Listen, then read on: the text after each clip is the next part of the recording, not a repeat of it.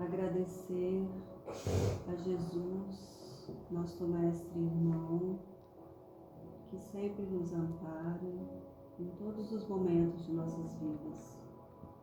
Agradecer a Maria Santíssima, que sempre nos consola em seus braços maternais. Agradecer a espiritualidade amiga, aos nossos mentores nessa casa, aos mensageiros de luz, enviados pelo Pai para nos amparar, nos auxiliar, nos proteger, preparar essa casa para nos receber na noite de hoje. Que a espiritualidade possa iluminar o nosso irmão Luiz José, para que suas palavras possam penetrar em nossos corações e ativar aquela centelha divina que existe dentro de cada um de nós, para que possamos irradiar a luz divina para todos e em todo lugar. Vamos iniciar essa noite com a oração que o Senhor nos ensinou. Pai nosso que estás nos céus, santificado seja o vosso nome, venha a nós o vosso reino, seja feita a vossa vontade, assim na terra como nos céus. O pão nosso de cada dia nos dai hoje, perdoai as nossas ofensas, assim como nós perdoamos a quem nos tem ofendido, e não nos deixeis cair em tentações, mas livrai-nos de todo mal, que assim seja, graças a Deus.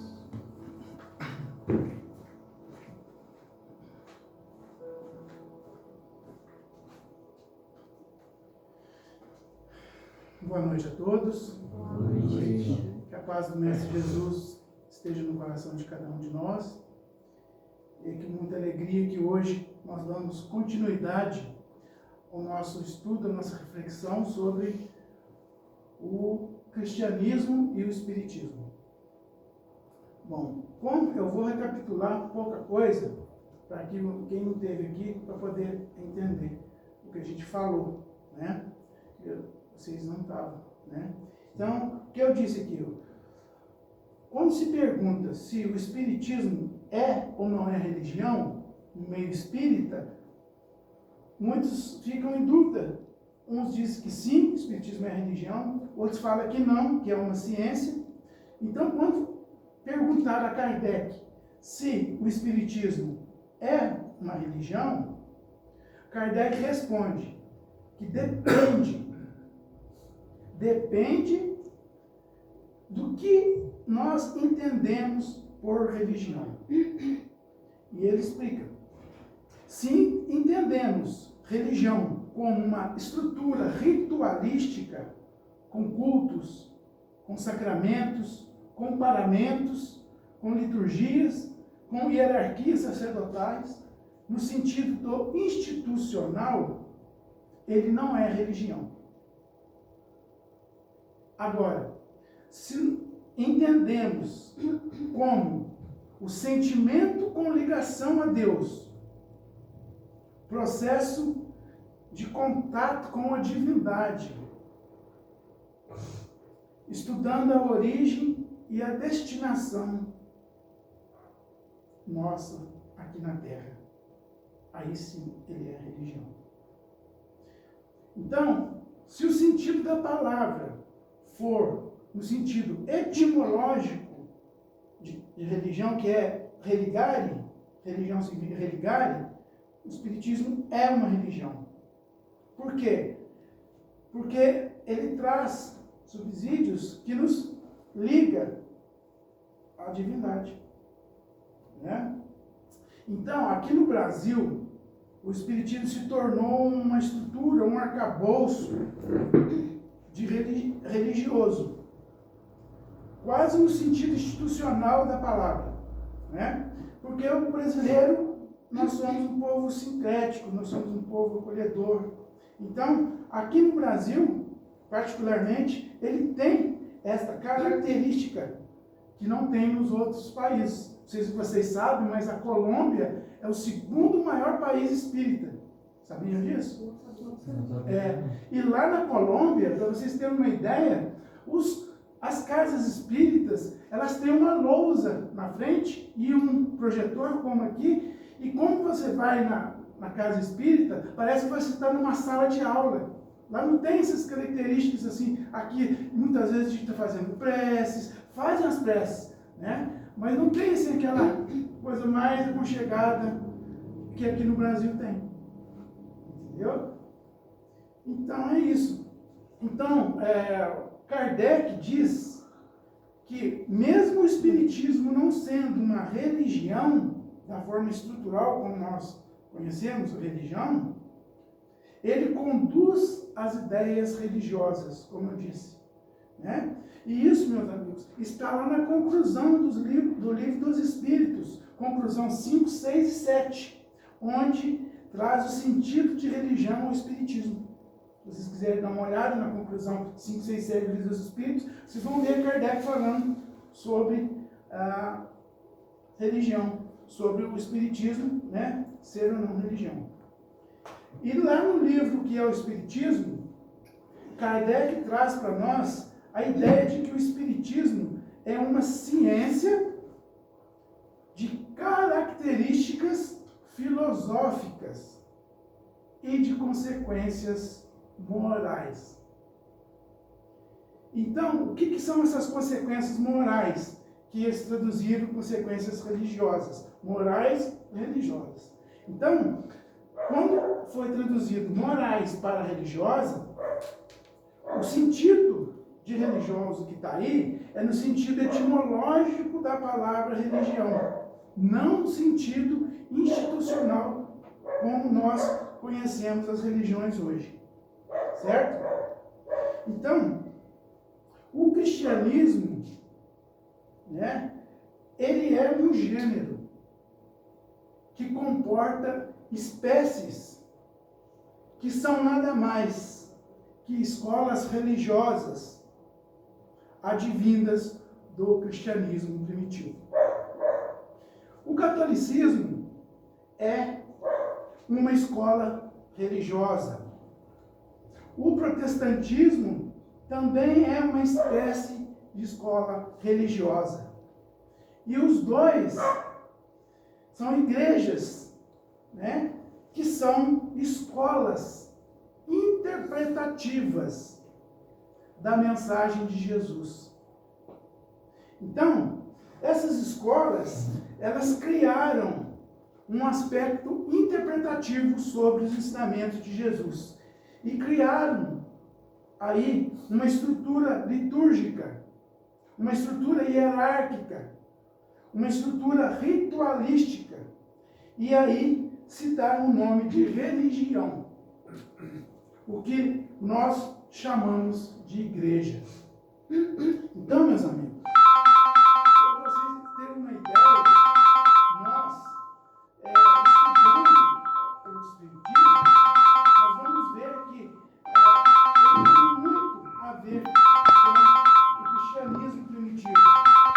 Né? Como eu disse antes, o Espiritismo não tem templos suntuosos, uma casa simples, sem luxo, onde as pessoas vão para elevar os seus pensamentos a Deus, né? Onde as pessoas vão para poder ter paz, para poder conversar com, né, o espiritual, sem uso nenhum de ritual.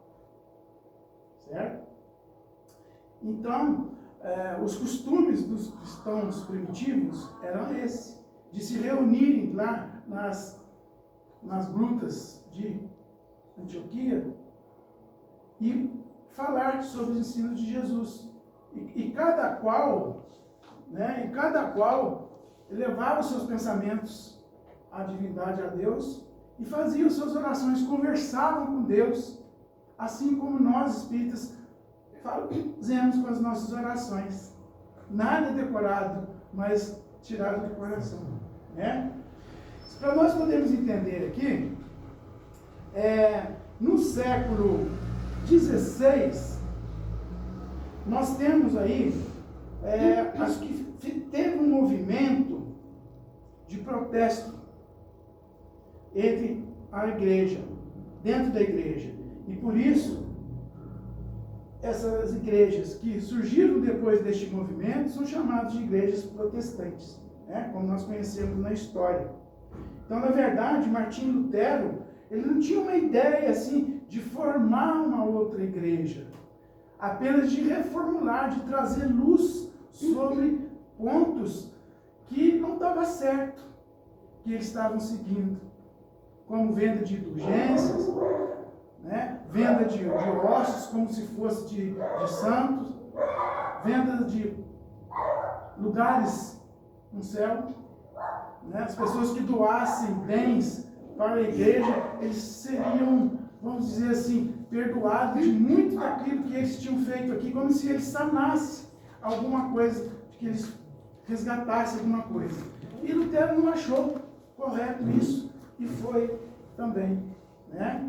E a leitura da Bíblia também, ele achava que a leitura da Bíblia tinha que ser aberta para todos, não somente para aquela meia dúzia ali que detinha, né, a leitura da Bíblia, para que as pessoas pudessem conhecer a Bíblia Sagrada. E várias outras, que foram 95, né, princípios que ele pontuou. E daí, após isso, houve o movimento das igrejas protestantes. Então, nós vemos que depois do século XVI, nós temos as chamadas igrejas protestantes e temos as igrejas também históricas. O que são as igrejas históricas? São aquelas igrejas que tiveram uma fundação voltada e marcada na história da religião. Sendo ela presbiteriana, a batista, a metodista, a luterana propriamente dita, que nós todos chamamos ela, nós colocamos tudo como se fosse evangélica, mas são várias, né, dentro das igrejas evangélicas. Hoje temos as pentecostais, as neopentecostais.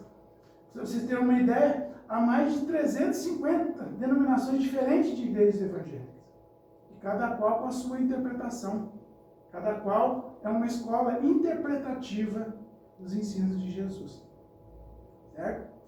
E após, né, tudo isso, vamos dizer assim, lá no século IX para o século X, né, foi que houve uma cisão, uma cisão mesmo da igreja, né? E daí a própria igreja, que era chamada só, porque antigamente, antes do século IX, a igreja católica não era chamada de católica, era chamada só de igreja. Não tinha o nome católico, que a palavra católico com K, católico, significa universal. Tá? Então, a própria igreja só passou a ser chamada, então, de igreja católica após o chamado Cisma do Oriente. Rapidinho aqui, historicamente falando, para depois a gente entrar, porque faz parte do cristianismo, né? Então, o Cisma do Oriente é o quê? Foi uma separação que houve, foi a primeira separação que houve da igreja católica. Tá? Então, o cisma significa separação. Então, lá no século IX para o século X, foi que houve, então, como eu disse, uma cisão, uma separação entre a igreja do Ocidente e a igreja do Oriente. Então, existia o Império Romano do Ocidente e existia o Império Romano do Oriente. Daí,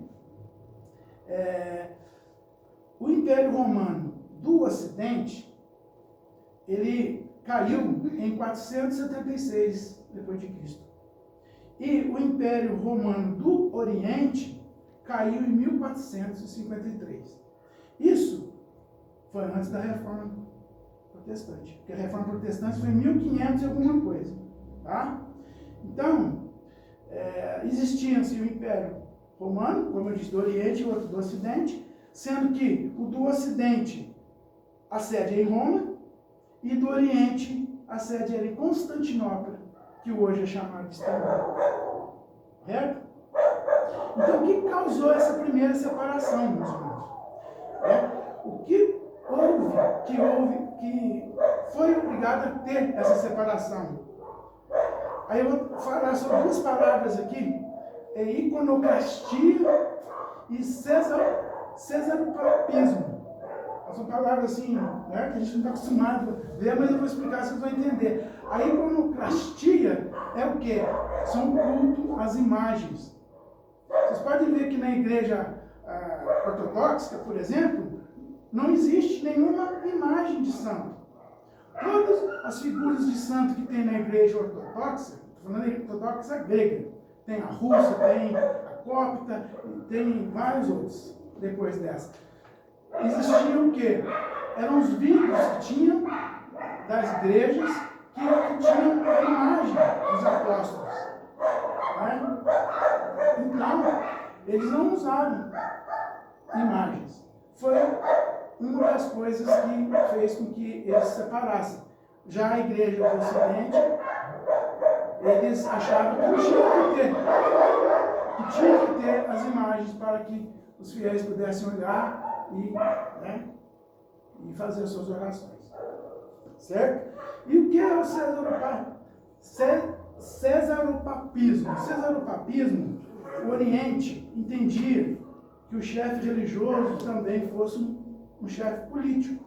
O cesaropapismo é isso. Aquele chefe, né, que, além de religioso, ele também comandava, governava, vamos dizer assim. E o Ocidente não aceitou. O Oriente sim, o Ocidente não aceitou. Então, foi essas duas palavrinhas, essas duas questões que fez com que a igreja, até então chamada só igreja, e passou a ser chamada igreja católica, apostólica, né? Após isso, essa época, foi quando houve essa divisão da igreja. Certo? Então, a igreja do Oriente entendia que eles não deveriam fazer uso de imagem, e já no Ocidente que sim, recapitulando, falando novamente. Então, quando surgiu essa igreja do ortodoxa grega, eles separaram. Teve uma época que tinham dois papas, da igreja do Oriente e da igreja do Ocidente. Hoje não é mais assim, né? Existe a hierarquia deles lá, existe muita semelhança, mas existe também algumas diferenças. Tá? E mais tarde, houve também a separação da igreja, foi quando eles fundaram a igreja anglicana. Tá? A igreja anglicana, existe algumas separações também. Por exemplo, na igreja anglicana, os padres podem casar. Mas se o padre for casado, ele nunca chega a bispo. Ele, para chegar a bispo, não pode ser casado. Na igreja anglicana, as mulheres fazem parte também da igreja. Não é como a romana que só os homens fazem, só, né? Lá as mulheres também têm seu espaço, certo? Tem essas diferenciações. Então, para nós podermos entrar aqui, existe uma diferença entre cristianismo primitivo e criações teológicas. É essencial que nós entendamos isso, para que quando um evangélico, um católico, perguntar para nós sobre essa questão do espiritismo ser cristão, nós sabemos entender isso aqui e passar para eles. O que são, então, as criações teológicas? As criações teológicas nada mais são do que os concílios, que foram criações, né, que decretaram o que deveriam e o que não deveriam crer. E foi acima dessas criações teológicas, em cima dessas criações teológicas, que eles fizeram os dogmas, né, que são pontos de fé deles, que não é questionado, que não pode ser questionado, só aceito. Logo, então, nós entendemos que quem não aceita ou acredita nestes dogmas não é considerado cristão por muitos religiosos. Tá? Então, por isso o espiritismo, para muitos religiosos, não é considerado cristão. Porque grande parte dessas criações teológicas que eles tiraram da Bíblia e fizeram essas criações teológicas, montaram os dogmas, os espíritas não seguem, né? Como a Santíssima Trindade, né? E daí, e outros, né? Aí por isso que eles não consideram os espíritas cristãos. Mas eu vou mostrar para vocês, eu vou demonstrar que o espiritismo, a parte moral do espiritismo é cristã. Vamos começar então. A promessa de Jesus, né? Olha lá, se me amais, guardarei os meus mandamentos, e eu rogarei ao Pai, e Ele vos dará outro Consolador. Outro, quer dizer, né? Dará está no futuro, né? Outro Consolador, para que esteja convosco para sempre. O Espírito da verdade, que o mundo não pode receber, porque não o vê, nem o conhece, mas vós o conheceis, né? Pois habita convosco, estará em vós. Estará em vós, também está no futuro, correto? Então, Jesus disse, lá em João, né? Vou baixar aqui um pouquinho, isso, para poder ficar fácil para vocês enxergarem, né? Lá em João 16, capítulo 16, versículo 12 e 13, nós lemos: ainda tenho muito que vos dizer, mas não podeis suportar agora. Mas quando vier o Espírito da verdade, ele vos guiará em toda a verdade. Não falará de si mesmo, mas dirá tudo o que tiver ouvido, e vos anunciará o que há de vir. Certo? Então, o cristianismo nos tempos primitivos, como eu disse antes, era o quê? Um culto puro, uma religião sem padres e pastores, sem hierarquias sacerdotais, sem práticas exteriores, né? Baseada nos sentimentos do coração, na imitação de Deus, no confronto imediato da consciência com o Pai Celeste. Era uma sequência desses princípios para que intermediários entre o homem, aliás, para que, né? Princípio, para que intermediários entre o homem e seu Pai? Deus só vê o coração. Então, para que essas purificações, essas práticas que só atingem o corpo? Quem disse isso foi esse Ernest Renan, que escreveu uma enciclopédia inteira sobre a vida de Jesus. Então, quem é esse Ernest Renan? Ele nasceu na França, frequentou o seminário até os 21 anos, isso em 1823, de onde saiu com a formação religiosa sólida. Porém, ele deixou de lado a vida eclesiástica ao entrar em crise vocacional. Interessou-se pela ciência da natureza e aos 25 anos começou a escrever o livro O Futuro da Ciência, obra que só foi publicada 40 anos depois. No livro, Renan rejeita todo o sobrenatural, afirmando a certeza de um determinismo universal, levantando a bandeira do positivismo e de ideias de várias religiões espiritualistas. Então, ele entrou, né, numa crise existencial e começou a questionar tudo. E ele foi perseguido pela igreja por causa disso, na época, né? Por isso que eu trouxe aqui para a gente poder estar falando. Outro também, esse aqui, o reverendo Harold Nelson, não é romano, da igreja romana, mas ele é da igreja, se eu não me engano, anglicana. Ele foi perseguido também, justamente por escrever essa obra aqui, O Espiritismo e a Igreja. Eu tenho esse livro, se alguém quiser ler. Tá?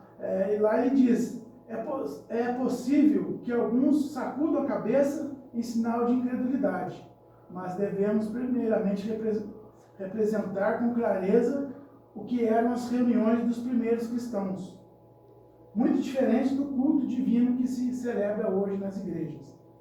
Dela nos deu o apóstolo Paulo, em suas epístolas, uma clara descrição, principalmente na primeira epístola aos Coríntios. Né? Então, Paulo, quando escreveu a primeira carta aos Coríntios, ele demonstra aqui no capítulo 13, versículo 1 a 7, e depois de 7 a 13, falando sobre a característica que era a igreja cristã primitiva. Então, olha lá, ele diz, né? Todo mundo conhece essa passagem, ainda que eu falasse a língua dos homens e dos anjos, e não tivesse a caridade, seria como um metal que soa, ou como um sino que tine.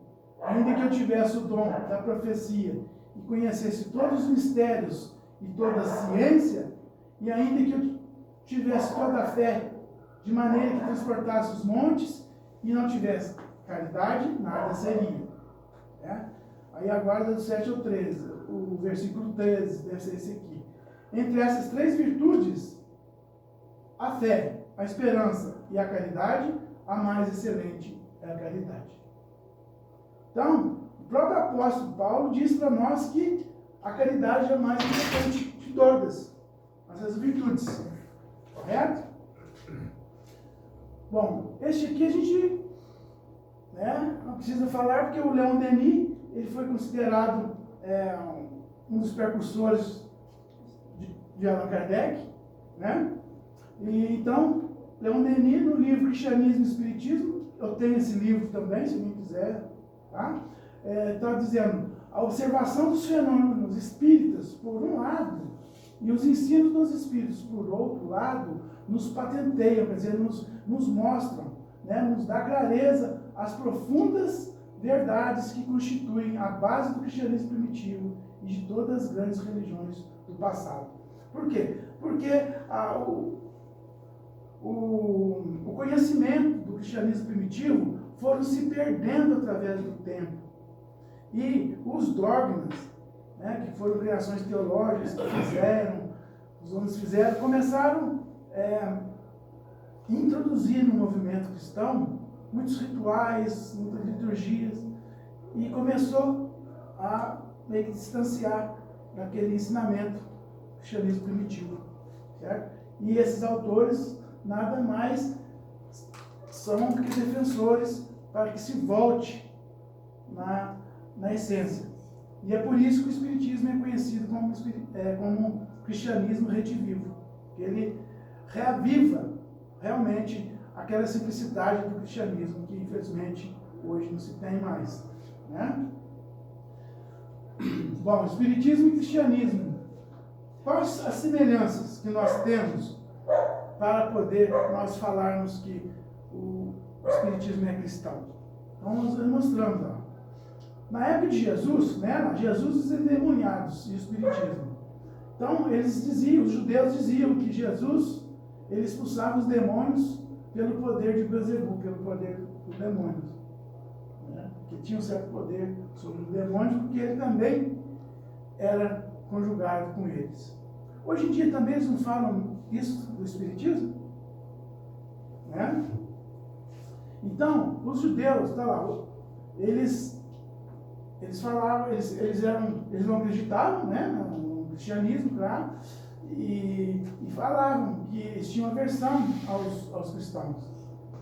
E falava sobre a misantropia, né? Falava que os cristãos eram misântropos, né? Eu não lembro qual que é o significado, só eu tinha aqui, sabe? Misantropia que eu pesquisei, eu também não sabia. Mas eu acho que está aqui, ó, né? A versão aos homens, misantropia, eu acho que é esse aqui, a versão aos homens, tá? Não gostava, falava que os cristãos não gostavam do próximo, vamos dizer assim, das pessoas, que constituíam, eles faziam as acusações que eram objetos cristãos, ou seja, a acusação que eles faziam para os cristãos era que os cristãos eram... a versão humanidade. Generalizada em relação à humanidade. Então, aqui colocou a versão aos homens, mas na verdade a misantropia é a versão à humanidade. Então eles generalizada à humanidade. Isso. Então eles diziam que os cristãos eram, né, inimigos da humanidade. Né? Associavam diversas calúnias, né? Como incesto, como antropofagia. Antropofagia é canibalismo, comer carne humana. E assassino ritual. Hoje também nós não vemos muitas pessoas associando determinadas crenças, determinadas crenças que fazem sacrifícios ao espiritismo. Infelizmente houve ainda, né? Mas por ignorância. E quem disse isso foi um estudioso, né? Bernard Marcel, ele escreveu uma coleção sobre judaísmo e cristianismo antigo. Foi ele da onde ele tirou isso aqui, tá? Então, nós vemos que Deus, ele é espírito, e importa que os que os adoram, o adorem em espírito e verdade. Então, o que fizeram com Deus? Eles transformaram como se fosse um homem. Só que as pessoas não compreendem que na época de Moisés, o Deus que foi apresentado era aquele Deus, né? Deus punitivo, aquele Deus vingativo. Por quê? Porque as pessoas da época eram ignorantes, não tinham assim, conhecimento. Então tinha que ser, para poder, vamos dizer assim, comandar aquele povo, tinha que ser olho por olho, dente por dente, naquela época, né?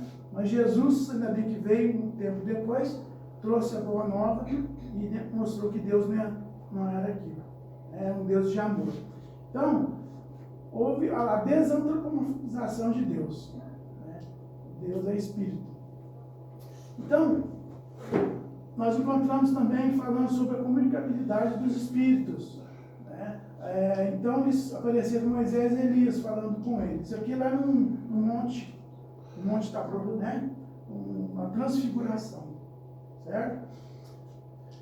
A manifestação do Espírito, falando sobre mediunidade agora, a manifestação do Espírito é dada a cada um para o que for útil, ou para o fim proveitoso, dependendo da tradução da Bíblia. Aí.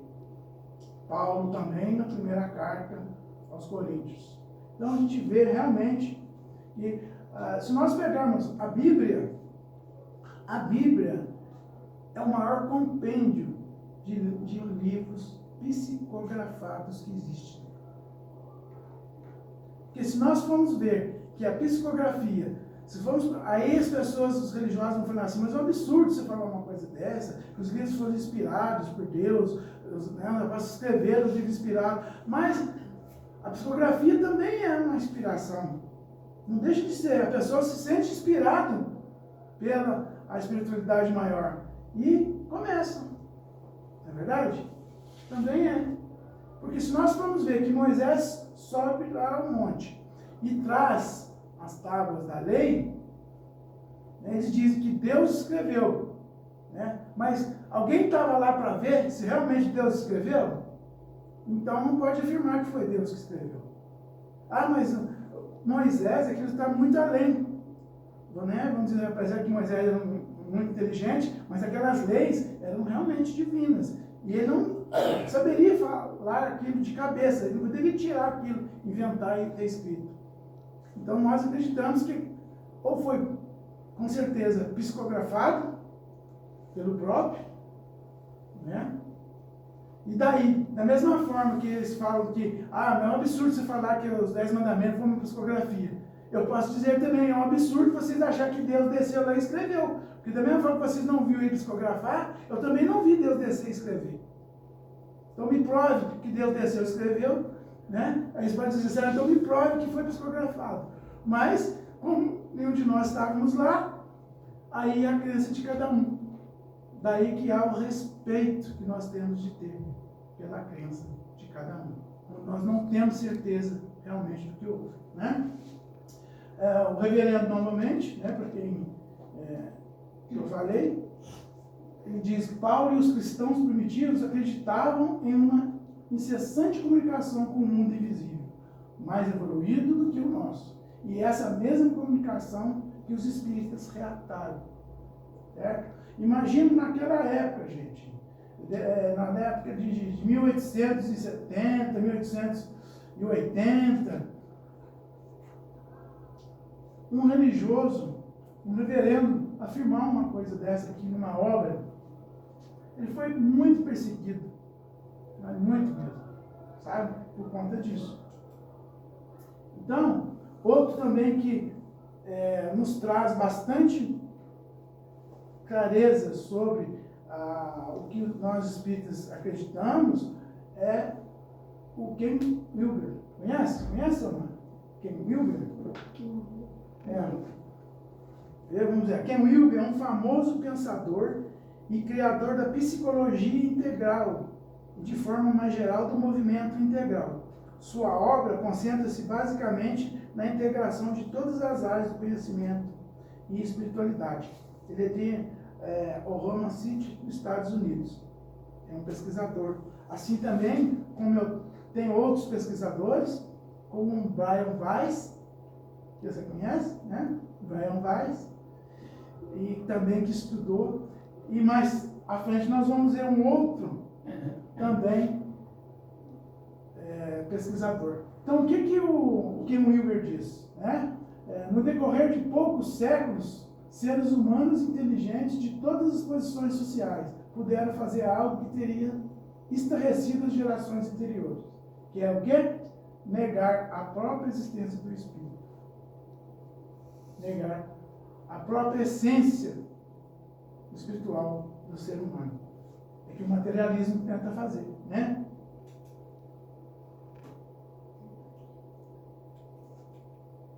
Bom. Outra coisa, lei de causa e efeito. Né? Quando Jesus disse a Pedro, embainha a tua espada, pois todos que lançarem mão da espada e a espada morrerão, ele quer dizer o quê? Que as pessoas que fizerem determinadas coisas terão que pagar por aquilo. Né? Ele não falou claramente da forma que nós falamos hoje, mas dá a entender. Né? Igual aqui, por exemplo, não peques mais para que te não suceda coisa pior. Então Jesus, quando acontecia uma cura, ele sempre falava, né? Vai em paz, não peques mais, para que não te suceda coisa pior. Bom, pluralidade dos mundos habitados. Todo mundo conhece essa frase, na casa de meu pai muitas moradas, se não fosse assim eu os teria dito, está lá em João. Né? Lei de causa e efeito. Já foi. É verdade, estou apertando o contrário aqui, gente. Né? Olha, gente, agora a reencarnação. A reencarnação é uma questão de muitas discussões, né? Então, muitos religiosos têm dificuldade em aceitar a reencarnação. Então, eles acham mais fácil eles acreditar em 3 deuses como se fosse um, né? São 3 deuses individuais, mas que formam um, que é a Trindade, do que crer na reencarnação. Vai entender, mas cada qual com a sua crença. Né? Então, quando essa passagem aqui prova, gente, que os judeus, os europeus, né, eles acreditavam na reencarnação. Porque olhe bem, né, Jesus, quando ia para Cesareia, ele para e pergunta: quem diz os homens ser o filho do homem? Em algumas traduções de Bíblia está: quem diz os homens que eu sou? Né? Aí os discípulos responderam: uns dizem que é João Batista, outros dizem que tu és Elias, outros dizem que é Jeremias, ou alguns dos profetas, ou um dos profetas. Deveria de vir. Né? Então, quando eles ouvem isso, o que eles querem dizer? Como que Jesus poderia ser uma dessas pessoas aqui, se elas já não tinham morrido? Ah, mas o Moisés subiu no carro de fogo e foi embora. Né? Ou foi Elias? Não recordo. Não. Jeremias, por exemplo, já tinha morrido. Então, como Jesus poderia ser um desses, se esses já tinham falecido? Né? Então, dá-se uma ideia da reencarnação. E está em várias passagens, vários, tá em Mateus, Marcos, Lucas e João. Está nos 4. Certo? Isso aqui já foi. Bom, como eu disse antes, o Dr. Ian Stevenson, ele não é e nunca foi espírita, tá? Mas ele foi um pesquisador, né? Ele foi um cientista, um professor de psiquiatria da Universidade da Virgínia e foi um dos mais importantes pesquisadores na temática de experiências espirituais, principalmente sobre reencarnação. Ele escreveu um livro que se chama 20 casos sugestivos de reencarnação. E ele não era espírita. Nunca foi. Então, esses 20 casos sugestivos de reencarnação foi até tema de filme. E um filme que a pessoa se lembrava de uma vida passada. E daí a pessoa viajou lá para poder saber se realmente existia esse lugar, né? E só que há vários casos de pessoas que recordavam de pessoas, recordavam-se de nomes que eram de pessoas que ela não conhecia assim, no seu, né, na sua atualidade, e ele foi pesquisar e viu que realmente existiu aquela pessoa, existiu aqueles lugares que a pessoa estava afirmando ter tido lá, sendo que a pessoa nunca esteve. Então é muito interessante esse caso, assim como o Brian Weiss também, um pesquisador, né? E deu aí bastante ideias para muitos pesquisadores sobre a reencarnação. Então, eu estou dizendo isso aqui não é para poder converter ninguém, não, né? Porque a reencarnação é um dogma espírita. Mas a diferença do dogma espírita para o dogma das igrejas é que o dogma espírita, você pode discutir ele. Entendeu? Se eu disser que eu fui Maria Madalena, né? Mas o que prova que você foi Maria Madalena? O dogma da igreja não pode. Se eu disser que foi, né? Se for, acabou, não pode discutir. Então, o espiritismo pode ser discutido, pode ser, né? Debatido das igrejas, certo? Lei do progresso. Se permanecerdes no meu ensino, verdadeiramente sereis meus discípulos. Então conhecereis a verdade e a verdade vos libertará. Falar de Jesus que está lá em João, né? Então, o que o Espiritismo nos traz são leis, como a reencarnação é uma lei universal. A mediunidade é uma lei universal. Não foi o Espiritismo que inventou a mediunidade. Antes de existir o Espiritismo, já existia o mediunismo. E a própria Bíblia comprova isso. Tanto é que lá em Samuel capítulo 18, lá em Deuteronômio capítulo 18, né, tem a proibição de Moisés de conversar com os mortos, os chamados mortos. Né? Então, existe aí duas controvérsias teológicas que dizem que esses mortos, quando eles falam, estavam se referindo não a espíritos, mas estavam se referindo ao cadáver que estava ali mesmo. Porque os egípcios, os antigos, eles tinham o costume de conversar com os corpos.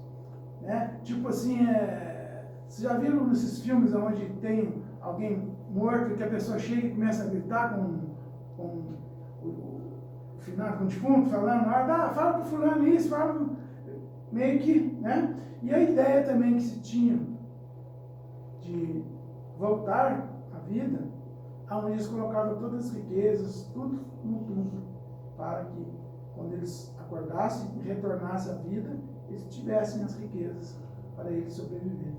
Né? Então essa é uma crença antiga.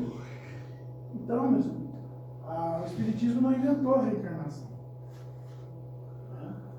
Mas o que nós buscamos como espíritas não é converter as pessoas, mas é fazer com que as pessoas se tornem pessoas melhores, independente de crer ou não crer na reencarnação. Porque o Espiritismo, ele não veio concorrer com as religiões tradicionais. Tanto é que Você pode ser católico, evangélico, mas se você quiser vir na casa espírita, quiser participar, quiser estudar o espiritismo, você será muito bem, né? Será muito bem-vindo. Coisas que, ao contrário, eles não aceitam, né? Que eles venham aqui. Mas, por quê? Porque nós não temos esse proselitismo, essa ideia de querer converter as pessoas a ser espírita, né? Então, amor e caridade, né? Nisto conhecerão todos que sois meus discípulos, se vos amardes uns aos outros. Mais uma vez falando de amor, né? Tem outra passagem de Jesus também que diz que os meus discípulos, né, tá aqui, serão conhecidos por muitos se amarem.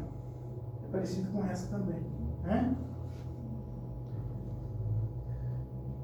Eu não sei se é depois deste ou se é outra passagem que fala isso que eu acabei de dizer, né? Aqui, ó, nisto conhecerão todos que sois meus discípulos, se vos amardes uns aos outros. Tá, essa é uma passagem. Aqui eu disse, né? Muitos de meus discípulos serão conhecidos por muitos se amarem. É uma outra passagem, né? Certo? O livro de progresso já foi, né? Então, agora, o espiritismo é o cristianismo redivivo. Por quê? Porque no espiritismo a gente aprende a simplicidade da casa espírita, a simplicidade do ser, né? E exemplos nós temos vários, como o patrono da nossa casa, Chico Xavier, né? Viveu humilde e simples, né? Divaldo também, né? Culto interno, quer dizer o quê? Nós conversamos com Deus internamente. Nós não temos que ficar demonstrando para os outros a nossa fé que nós acreditamos. Nós deveríamos fazer a nossa reforma interior para nós e para Deus, não para mostrar para os outros. Nada contra quem queira fazer, né, um cultos externos, mas é de cada pessoa, certo? Renovação espiritual, que nada mais é do que a reforma íntima, que é a transformação. Porque o espiritismo nos proporciona essa transformação moral, né? Mais uma vez, o nosso amigo reverendo dizendo para nós que tenho bastas vezes considerado o tempo que seria preciso aos eclesiásticos, quer dizer, aos religiosos, para se aperceberem que o espiritismo superior é parente próximo do cristianismo primitivo. Olha que isso aqui foi escrito, né, antes de 1900. Então, faz tempo, certo? Se essas coisas ainda constituem a fé do povo cristão, então, para mim e muitos outros, o cristianismo tornou-se algo desesperançosamente inacreditável. Certamente, a essência do cristianismo não se encontra em nenhuma dessas proposições. Ele escreveu isso aqui, realmente, quando ele viu que as ideias das igrejas estavam se distanciando realmente do cristianismo primitivo. Ele afirmou isso aí, certo? Então, os que são verdadeiramente seus discípulos expulsam demônios de fato. Outros preveem coisas que acontecerão, têm visões e dizem profecias. Outros ainda curam os doentes, impondo-lhe as mãos sobre eles, que ficam em completa saúde. Sim, e além disso, como eu disse, até mortos foram ressuscitados e permaneceram vivos entre nós por muitos anos. O que devo mais dizer? Não é possível dizer quantos dons a igreja no mundo todo recebeu em nome de Jesus Cristo e usa todos os dias em benefício das nações, sem enganar ninguém, nem aceitar dinheiro algum. Essa pessoa aqui, a Elaine Pageman, ela é uma estudiosa e ela citou isso aqui porque não é a citação, não é dela, você vê que tem entre aspas, é do bispo Irineu, né? Esse Irineu, aqui é Irineu de Lyon, foi um dos pais da igreja, que é conhecido também no meio teológico como os patrícios, né? Você já ouviu falar essa palavra patrícios? Não, são os pais da igreja. Então, ele foi, né, um grego teólogo, ele foi um padre grego teólogo, escritor cristão, nasceu em 130 na província romana de Assis, hoje Turquia, provavelmente né, morreu no ano de 2002, 202, né? 2002, é isso. 2002, era fera. Seria fera, né? Highlander. Seria um Highlander da vida, né? Então, por que eu coloquei esse...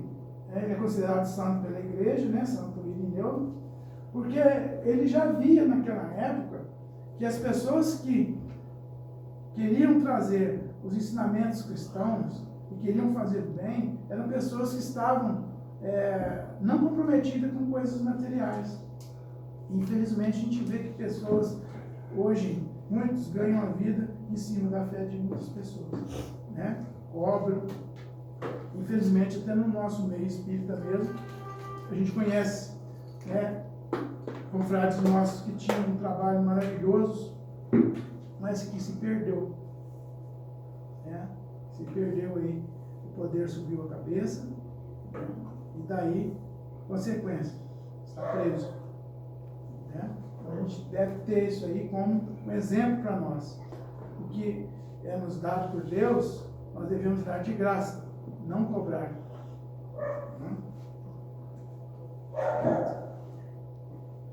Bom, este outro aqui também, Ernest Renan, também é um estudioso da vida de Jesus, do cristianismo primitivo. Ele escreveu: Jesus não é um fundador de dogmas, um inventor de símbolos, é o iniciador do mundo para um espírito novo. Então a gente sabe que esses pensadores, eles foram muito perseguidos, tiveram assim, muito problema com a igreja na época, por afirmarem essas frases em livros, em palestras que davam, né? Esse Inácio Renan aqui, deixa eu ver quem que ele é. Ó, ele nasceu na França, como eu falei, né? Eu frequentou o seminário até os 21 anos, e logo saiu da formação, né? E se tornou professor universitário, e foi até o fim da sua vida. Bom, vamos lá. Caridade e vivência. Por que a bandeira do Espiritismo fala sobre a caridade? Porque a caridade para nós é mais do que dar esmola. A caridade para os espíritas é sinônimo de amor, né? Então, está assim, caridade e vivência. É a vivência nossa espírita, porque a caridade é a nossa bem maior que nós podemos ter como requisito para chegar à nossa evolução. A caridade é o que nós temos de usar para chegar, né? Por isso que Kardec diz que fora da caridade não há salvação. Tá? Então lá, Senhor, quando é que nós te vimos faminto e te demos de comer, ou te demos de beber, e quando te vimos sem alojamento e te recolhemos, ou nu te vestimos, e quando te vimos enfermo ou no cárcere e te fomos ver? Na verdade vos digo, que quantas vezes vós fizeste isto a um destes meus irmãos, mais pequeninos, a mim é que o fizeste. Certo? Por que ele colocou irmãos mais pequeninos? Pequeninos no quê? Na evolução espiritual. Né? Pequeninos porque ainda estavam galgando. Né? Por isso que, quando nós fizermos isso, nós devemos fazer visitas e tudo mais, nosso coração, não por obrigação. Né? E é isso que o Espiritismo ensina para nós. E é por isso que o Kardec disse que, não se podendo amar a Deus sem praticar a caridade para com o próximo, todos os deveres, né, do homem se encontram nessa massa fora da caridade, na salvação. Ou seja, fora do amor, não há salvação. Então, não é fora do Espiritismo não há salvação. Então a pessoa independe de crer ou não crer, de estar na casa espírita ou não, mas sim do amor, né? Aquela tese que diz que basta crer, né, ou ter fé para ser salvo, foi uma tese de Martim Lutero, uma tese do protestantismo, né? E a gente vê que entre todas essas, esperança, fé, a caridade é a maior dentre elas, como demonstramos ali. Então, por isso que a caridade para nós espíritas é um ponto primordial para a nossa evolução espiritual. Certo?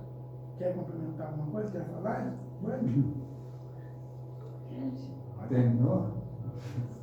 Terminei. É só uma observação, às vezes uma curiosidade. Sim? Quando Kardec fala que fora da caridade não há salvação, é porque as igrejas falam que Fora da igreja não há salvação. Isso é que ser um dogma, né? Fora da igreja não há salvação. É um dogma, então não pode ir contra isso. E a intenção disso aí é trazer as pessoas obrigatoriamente para dentro da igreja. Isso. A fim de arrecadação. A fim proselitista. Né? E Kardec respondeu que, na visão do Espiritismo, a caridade é fazer o bem ao próximo, Sim. amar o próximo, Sim. como perdoar, como ter paciência. Isso é caridade. Né? Então, Kardec deu uma outra versão, que, no meu modo de ver, mais realista, né? Que não é menos materialista e mais espiritualista.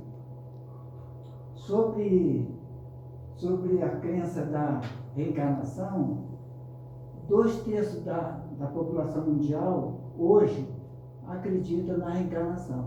Uhum. E o cristianismo também acreditava na reencarnação. Se não me engano, no ano 600, um concílio lá que eu também não tenho muito interesse de ficar vasculhando. Foi no ano 553 que houve o sínodo, né, onde foi votado sobre na verdade não foi sobre a reencarnação, na verdade foi sobre não, foi sobre a existência da alma antes do nascimento. Não, mas da reencarnação também teve. Inclusive, quem decidiu isso aí foi uma rainha. Sim, Teodora. Porque a rainha tinha uma vida promíscua. É. E avisaram para ela que na próxima vai vir pesado para ela. Sim. Aí ela Então nasceu. tira a reencarnação desse Ela pediu para negócio tirar aí. então. Só que eu sei, inclusive Então, Deus falando assim, sobre isso. possivelmente, se não tivesse havido esse redirecionamento desse pensamento, quase que 100% da população mundial estaria acreditando na reencarnação. Verdade. Sim. Verdade. E daí, assim, esse questionamento, inclusive eu já vi o Divaldo falar sobre isso, só que eu pesquisei. Esse Irineu, que eu apresentei para vocês aqui, ele falou sobre os concílios. Ele tem uma enciclopédia, uma coleção, que fala sobre todos os concílios. E, segundo os religiosos, eles disseram que em todos os concílios que houve, nenhum deles falou sobre reencarnação. Não tem escrito sobre isso, sobre que foi falado da reencarnação. O que se tem é que existia um movimento reencarnacionista dentro da igreja católica antiga, que era um dos pais da igreja, que era Orígenes, né, que defendia a reencarnação. Tinha também as ideias do diário, por isso que surgiu o arianismo, e tinha as ideias de Atanásio. Aí eles fizeram um concílio para decidir se as ideias de Ário, que é sobre as vidas sucessivas, ou de Atanásio, que era uma vida só. E daí de Atanásio ganhou. E aí eles decidiram aceitar que nós temos uma vida só. Isso aí é o que está na história. Né? Absurdo, né? Eu só votar. É. A opinião dela agora. Então. Mas Tá assim, valendo. a gente vê Influência do homem. Né? a gente vê que o Espiritismo também é uma escola, né, que dá suas interpretações aos ensinos de Jesus. E que, sendo considerado ou não pelos outros, né? O Espiritismo não vai deixar de seguir Jesus, que é o nosso modelo, nosso guia. Modelo e guia para toda a humanidade. Para nós. Essa parte de reencarnação da Igreja Católica, eu não tenho muito interesse de olhar, porque isso fere um pouco a fé de algumas pessoas.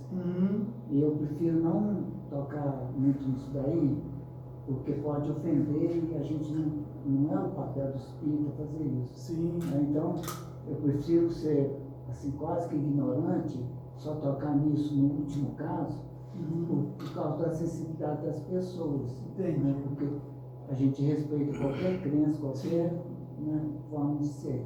Então, eu não tenho muito interesse em mexer nessas Pesquisar essas religiões. coisas. Entendi. Né? O que eu estou trazendo aqui é um compêndio histórico. Entendeu? Porque como eu fiz ciência da religião, lá fala muita coisa sobre isso. Entendeu?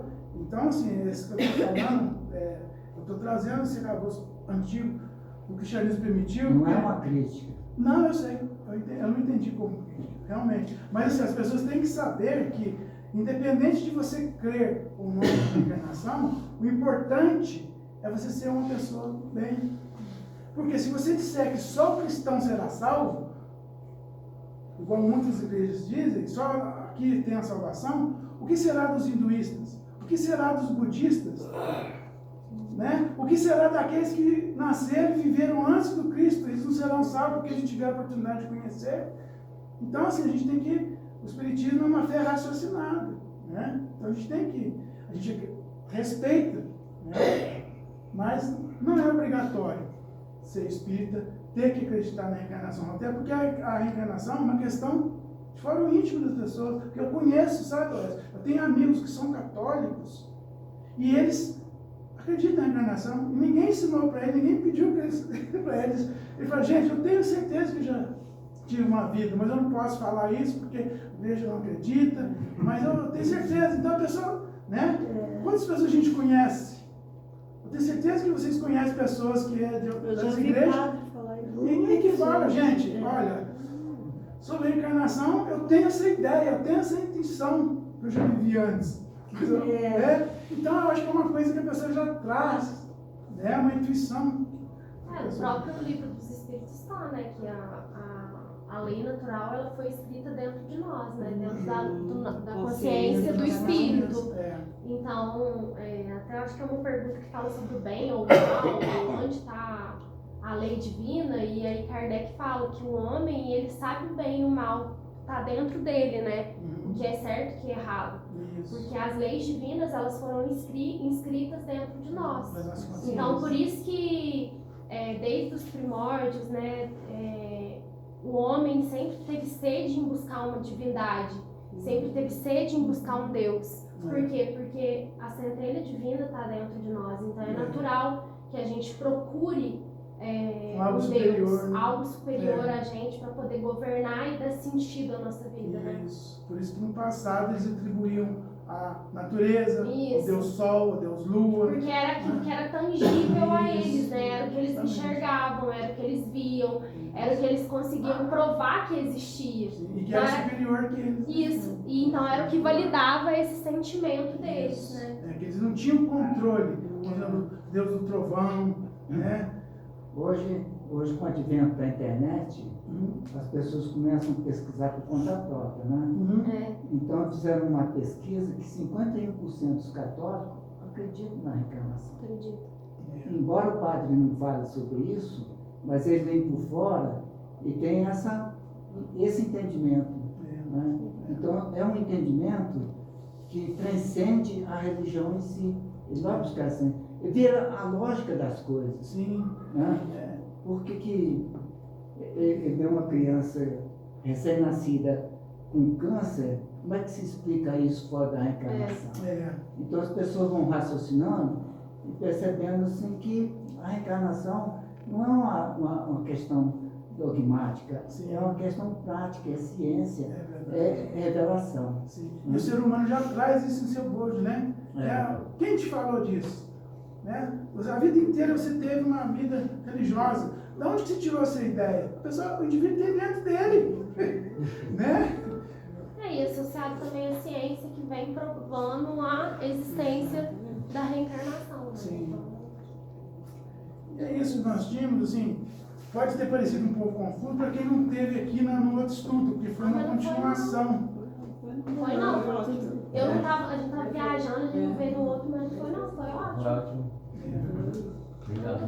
É porque, assim, como eu gosto muito de estudar as religiões, né, e daí, assim, eu gosto de estar trazendo esses fatos históricos para a gente poder estar conhecendo, porque quando eu conversava com os amigos que me perguntavam sobre o espiritismo, e eu falava para eles que o espírita é cristão, e falava isso que eu falo disso para vocês, eram pastores, e eles falavam assim, olha, nunca ouvi falar isso dessa forma que você está me falando. Agora eu entendo que realmente o espírita, ele tem, né, Jesus, ele também é cristão. Eu falei, olha, se no meio que o cara não é espírita, entendeu? Então por que eu não posso falar isso no meio espírita? Verdade. E foi daí que eu trouxe a ideia de falar sobre o cristianismo, o espiritismo. Deus, obrigado. Mas é totalmente fato, Deus, porque cada um tem uma abordagem, uma forma de abordagem falar, diferente, uma visão, um Isso. interesse. Então é totalmente válido, 100% válido. Então, se alguém disser que o espírito não é cristão, não fiquem tristes. Compreenda que ele não entende ainda o que realmente é o espiritismo. Mas a afirmação mais categórica que o espiritismo segue a filosofia de Cristo é que Kardec pergunta aos espíritos superiores qual foi o ser mais iluminado, mais evoluído que Deus enviou à Terra para ser modelo e guia. E responderam para Kardec simplesmente Jesus. Então os espíritos superiores seguem Jesus. Sim. E tudo que os espíritos superiores trouxeram para nós é baseado Nos ensinamentos de Jesus. Verdade. Exatamente. Então é isso, gente. Obrigado pela colaboração de vocês. Obrigado por estar ouvindo. Né? Tem um livro que eu li uma vez, só para finalizando mesmo. Diz que se os homens tivessem o cristianismo puro e simples como de antigamente, não teria necessidade do espiritismo estar hoje tentando reviver tudo aquilo que está sendo apagado através dos tempos na história. Não lembro qual autor que foi, não sei se vocês foi ler ou não, mas a gente vai falando e vai lembrando das coisas, né? Muito obrigado, que Deus abençoe. Silmara agora fará a prece para nós, né? Encerrando.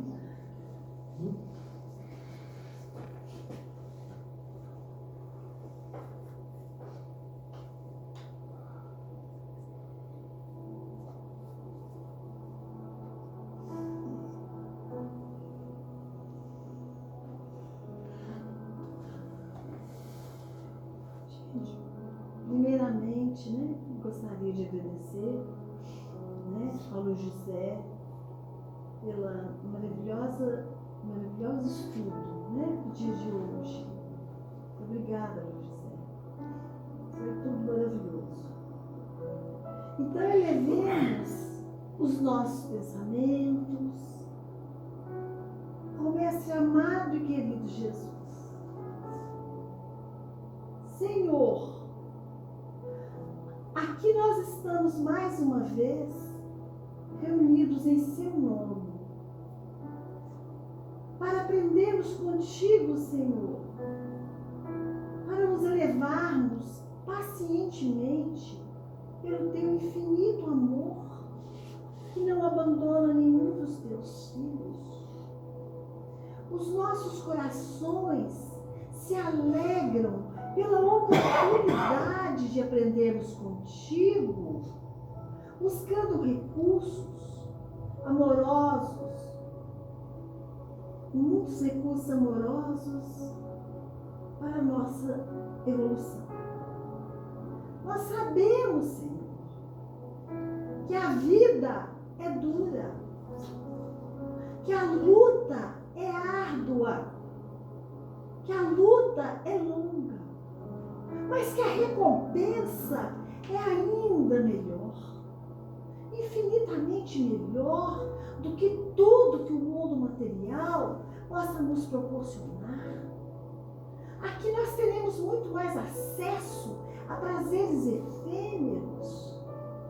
Mas contigo, Senhor, nós caminharemos na estrada do bem, fazendo a nossa reforma íntima. Nós seremos muito mais felizes, eternamente felizes. Né? Os prazeres, tudo serão maiores. Tudo serão maiores.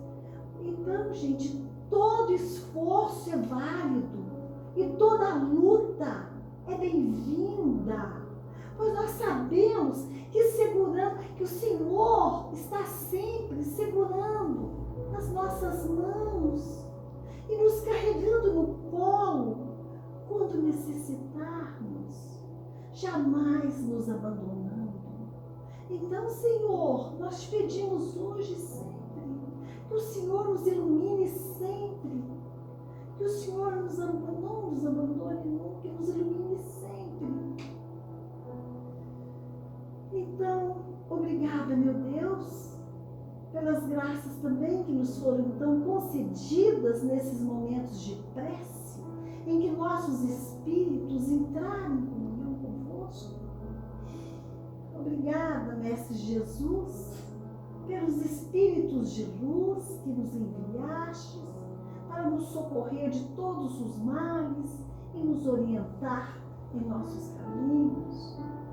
Obrigada, Mestre Jesus, por ter nos ensinado que através da prece nós estaremos encontrando o alimento necessário para a nossa sobrevivência espiritual e que com a ajuda recebida nós poderemos chegar ao Pai, rumo de nossa salvação. Então, que assistência é a caridade em ação. Não podemos desprezar o ensejo de ir ao encontro do companheiro necessitado e auxiliá-lo quanto nós pudermos. Que essa visita não nos fará inútil. Doaremos ao irmão em penúria tudo o que pudermos e, em troca, darmos a ele esta ou aquela instrução sobre humildade e conformidade, paciência e alegria. Então, ampare e receberás amparo, e de todo o ato de solidariedade em apoio ao semelhante, nós voltaremos melhor ao mundo de nós mesmos, porque a caridade, ela opera pelo campo de Deus. Então, paz e luz para todos os irmãos aqui presentes, paz e luz para toda a humanidade, e que assim seja. Assim seja, graças a Deus. Inspirados e confiantes na espiritualidade maior, que possamos nos conectar com os mundos superiores neste momento, abrirmos nossas mentes e nossos corações para que recebamos a luz divina que os mensageiros aqui presentes possam nos enviar através do passe que os nossos trabalhadores irão aplicar neste momento.